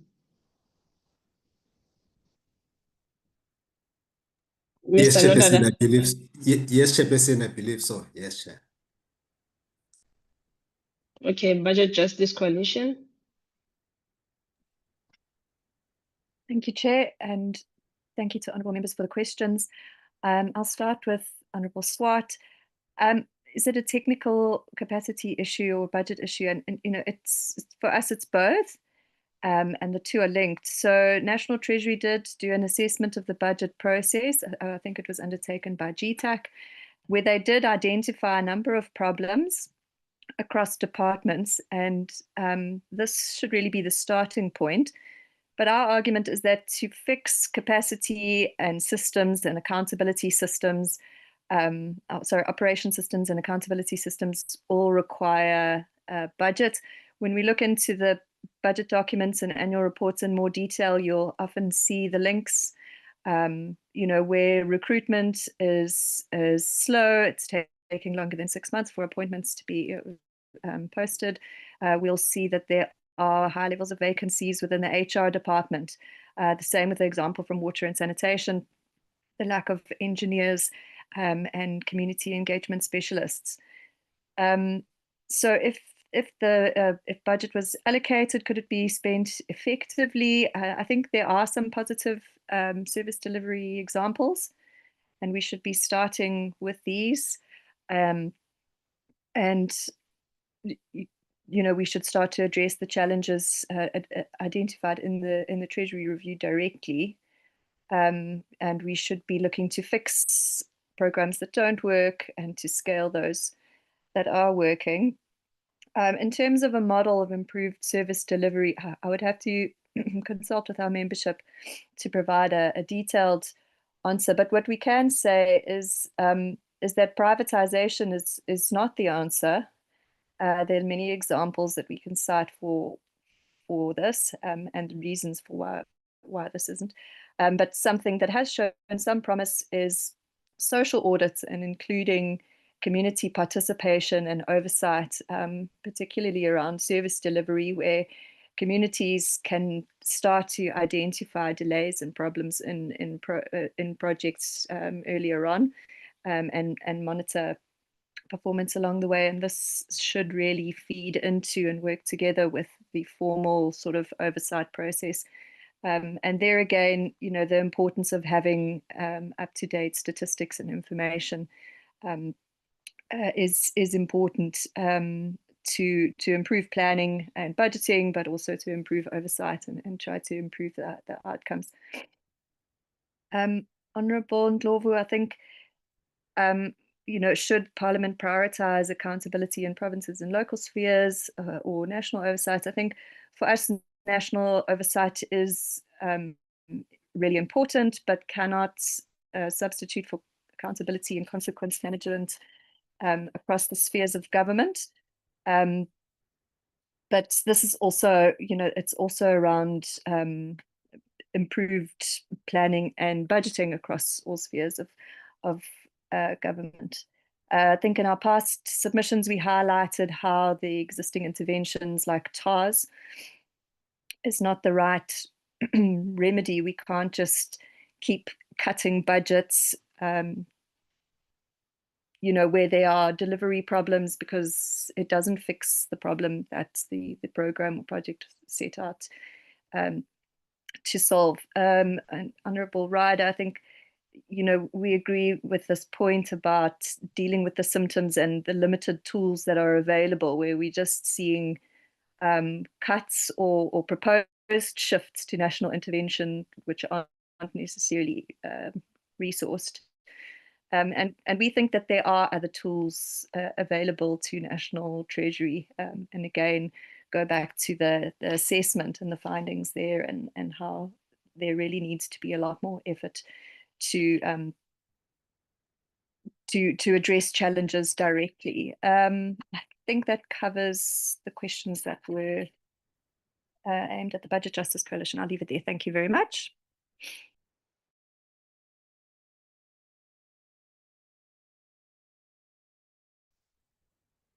Thank you. Let me now invite Prof. Chanchis, your parting shot and responses. Thank you so much, Chairperson, members. There weren't many questions, but I just want to comment on one or 2 points. The first around the a message about the efficiency and what's happening. I really concur with our budget justice colleagues around the issue of the impact of this austerity over time, and I think we do see that its impact over time. But I think what Minus is trying to do is also try to talk to issue of the issue of efficiencies are very evident. There's a lot of issue of efficiency where you can't see where the money is going, or the money is not going where it's supposed to go. And that's very, very worrying over and above the issue of austerity. The issue of also capacity issues in many departments, at least those who sampled there, and the issue of failure to spend money on infrastructure, which will provide more multiply effects. And I think those, for me, are the issues that over and above don't requirements, but requires to fix the system itself. And I think that's very crucial for this House, looking at spatial oversight role, should look into those, particularly at the provincial level. The second point, Chair, as my closing, relates to local government sphere. I think, over the past few months or so, did some work around there. And what are you seeing, its closing remarks, is it really over the past five years or so in build-up to elections, you do see that there's serious concerns around governance in municipalities, where you do see the metros are not really being what they're supposed to be, the engines of the economic growth and development of the country. And I think of course, I'm being abstract here, but when we look at The paper was produced by Treasury as well last month, which shows how much the metros have led to loss of jobs, collapse in manufacturing, and so on. And I think there's a need to really, arrest that decline. Largely, when you look at the data, it has to do with the lack of stability in governance in municipalities sector as a whole. But I think the metro has been quite dire, and I think there's an urgent need to deal with the governance in the municipalities, particularly in a framework way. The issue of quality and stability, it's very, very dire, and they need to be an urgent to address that aspect of ensuring that there's a framework governance that governs governance in municipalities, ensuring the stability. We cannot continue with continuous executive change in municipalities as a whole. In fact, interesting that even when provinces where the majority parties, you still see the intra-party factionalism actually paralyzing governance municipalities. So we're definitely in a framework. I know there's been discussion around that, and I encourage this House to speed up the process of getting a framework that governs governance municipalities. And one of the issues related to that, which has created a problem, is the need to protect the administration's aspects, because what we've seen, the data shows that once there's instability in the political level, it automatically impacts the executive part as well. So there has to be a way where there's an administrative shield in the mechanisms where the administration continue to function without that. And also, lastly, on governance, you need to also deal with the assumptions that provinces and other oversight mechanisms within the provinces have capabilities to monitor the sectors. There isn't capability. We've seen it through a lot of Section 139 that actually the provinces are failing to do the oversight role. On finance of the sector, you need to really deal with the division of revenue. That model that was done in 1998 has long passed its time, very long past its time, and it has to be addressed. I know there's a draft at stage, but for me, as part of no amount of fixing governance will deal with financial struggles for municipalities, because many of them, you'd see that the tax base is collapsed, and no amount of fixing that sector will get into that. So that's in a sense what you need to address. And lastly, getting more capable people in the sectors will also be useful. Thank you so much, Chair. Much appreciate the opportunity. It was great to be with you this time. Thank you so much, Chair. Thank you very much, Prof. Jankis and other participants in this public hearing. I must put it to your good selves, stakeholders, that if you know you want to make an oral submission before the committee, please make time to stay with the committee until you conclude the business of the day, because it is of no point for you to come and make a submission, then do not give members a chance to interact with your submission. Unless if you know that you have other engagement, kindly just submit so that the committee can take your submission as a written response. Thank you very much, colleagues. This brings us to the end of our public hearing. As we conclude today's public hearing on the 2026 Appropriation Bill, I would like to take this opportunity to express the committee's sincere appreciation to all stakeholders who participated in this process and shared their views, their proposals, and concerns with the committee. The quality of the submissions and engagements has once again demonstrated the important role that public participation plays in strengthening parliamentary oversight and promoting transparency and accountability in the management of public resources. Colleagues, stakeholders have raised important concerns regarding the implementation capacity of government institutions, conditional grant performance, equitable resource allocation, and the need to ensure that public expenditure translates into tangible improvements in the lives of citizens. The committee therefore notes that while stakeholders may differ in their policy perspectives and recommendations, there is a common concern regarding the need to improve efficiency, effectiveness, and impact of public expenditure across all the spheres of government. This is particularly important in a constrained fiscal environment where every rand allocated must contribute towards a measurable service delivery outcome and improved value for money.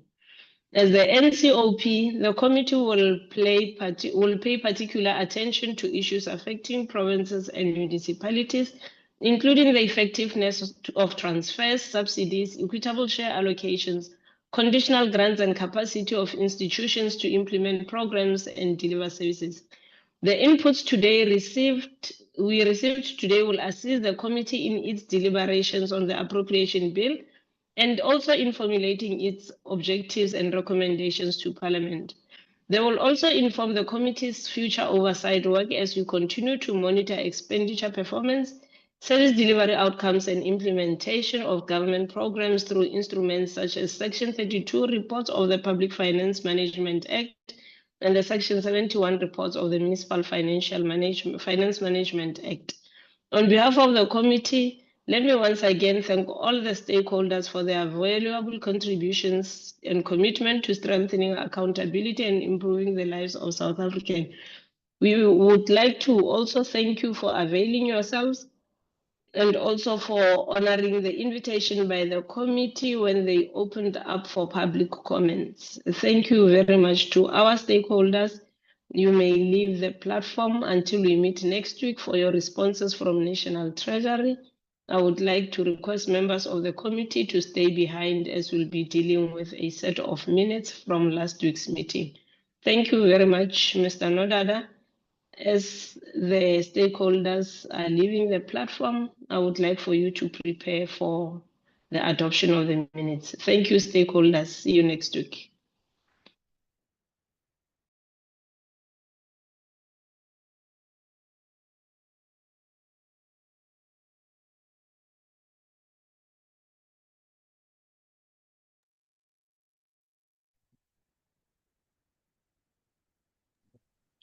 Ready when you are, Mr. Nodada.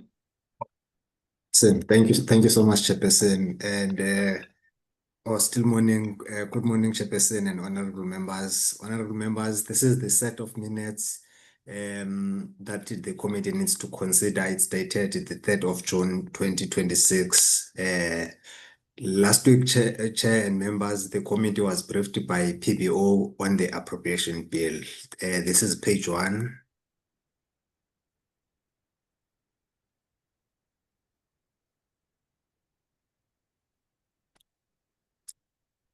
Page 2.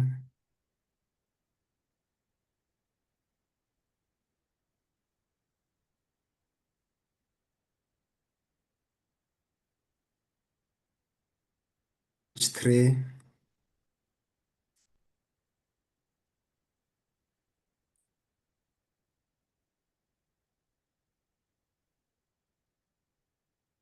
Page 4.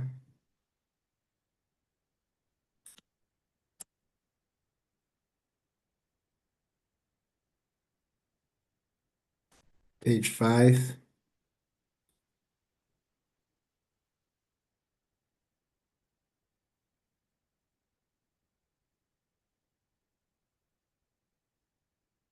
Page 6.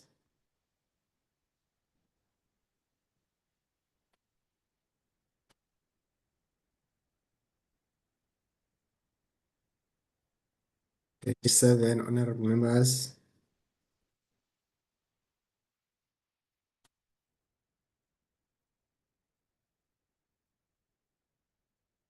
Page 8, which is the last page. Thank you, members and Chairperson. Over to you, Chair.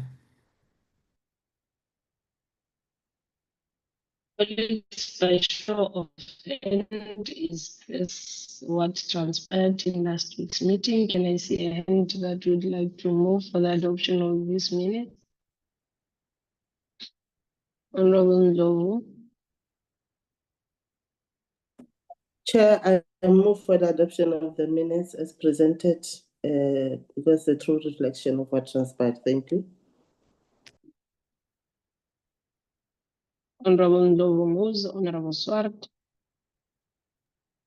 Chairperson, I second. Honorable Swart seconds the mover. Therefore, the minutes are duly adopted. Honorable members, let me take this opportunity to thank you once again.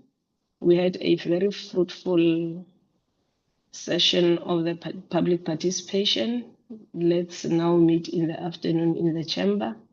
Thank you very much once again. We will meet next week as the committee, and to the support staff of the committee and anyone that might be part of our meetings today. We really appreciate your presence. Thank you very much. This brings us to the end of the meeting. Thank you, Chair.